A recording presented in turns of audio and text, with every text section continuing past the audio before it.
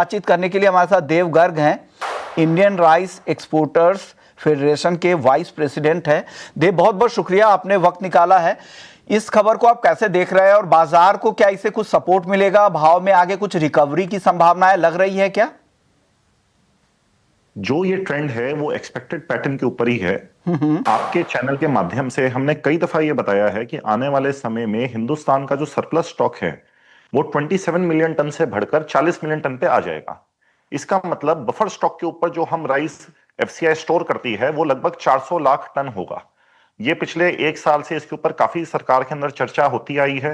Industry को भी सरकार ने काफी इंगेज करा है कि इसका सोल्यूशन निकाला जाए कि किस तरीके से ये सरप्लस स्टॉक डिस्पोज ऑफ हो पाए। अगर आज इंटरनेशनल मार्केट की बात करें तो मार्केट के अंदर इतना बम्पर सरप्लस स्टॉक होने की वजह से रेटों के अंदर भी गिरावट है। हम आज के अगर रेटों की बात करें तो 5% पार्बोइल्ड व्हाइट राइस का रेट है $360 पर मीट्रिक टन, और जहां पे हम 25% व्हाइट राइस की बात करें तो इसका रेट है $340 और 5% व्हाइट राइस का रेट है $355।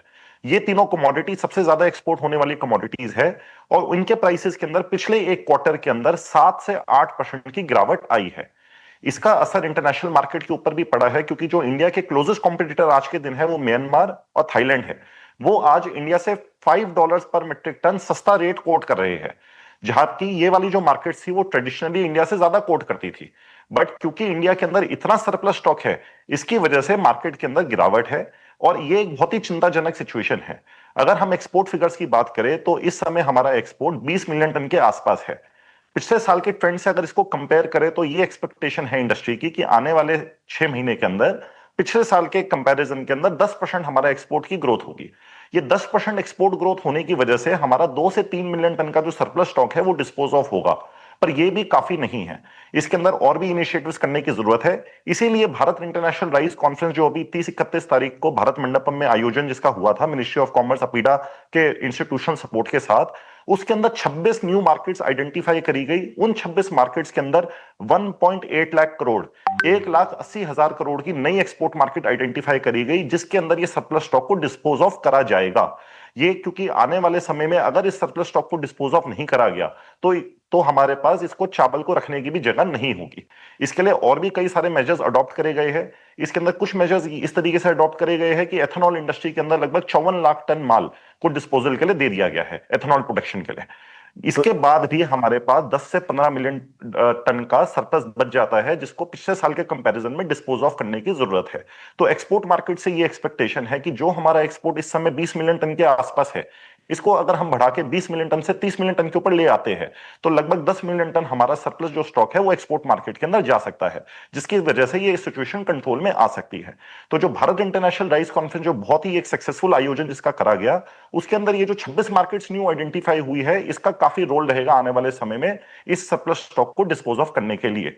और जैसे हम लगातार दिख रहा है सर, आपकी सारे पॉइंट्स हमने नोट कर लिए हैं। आपको लग रहा है जो 20 मिलियन टन का जो एक्सपोर्ट के नंबर है उसे बढ़ाकर 30 मिलियन टन के ऊपर ले जाने की आप लोगों की लगातार कोशिश है, लेकिन अभी भी 10 से 15 मिलियन टन आपको लग रहा है जो सरप्लस स्टॉक है उसको डिस्पोज करना बहुत ज़रूरी है। क्या लग रहा है अगर इस तरह की चीज़ें नहीं होती, वो मार्केट तो आपने आइडेंटिफाई कर लिया है, लेकिन अगर वहाँ एक्सपोर्ट होने में अगर दिक्कतें हुई तो क्या लग रहा है भाव किस तरफ जा सकते हैं? क्या चिंताएं हैं राइस मार्केट को लेकर?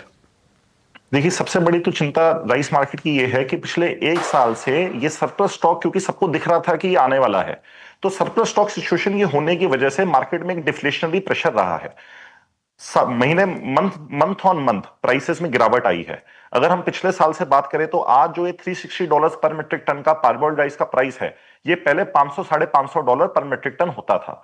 इसका मतलब एक साल के अंदर लगभग 40 to 50% रेटों के अंदर गिरावट है।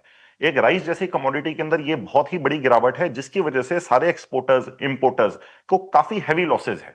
ये हैवी लॉस होने की वजह से इंडस्ट्री को ये एक बहुत बड़ी चिंता है कि अगर ये सरप्लस स्टॉक के लिए नई मार्केट नहीं ढूंढी गई तो रेटों की और नीचे आने की उम्मीद है, और अगर रेट और नीचे आएंगे तो एक्सपोर्टर्स के पास और पूरी राइस कम्युनिटी के ऊपर प्रेशर और पड़ेगा, उनके लॉसेज और बढ़ेंगे। अगर हम जहां तक फॉरेन मार्केट्स में भी बात करें तो वहां पे भी जो लोकल डिस्ट्रीब्यूटर्स है उनके ऊपर भी ये प्रेशर आया है, क्योंकि रेट मंथ ऑन मंथ गिरे हैं।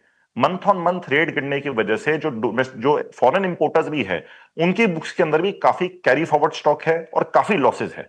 उसकी वजह से पेमेंट्स के अंदर भी डिले है, और आने वाले समय में ये स्थिति अगले 3 से 4 महीने तक सुधरती भी नहीं दिखाई दे रही है।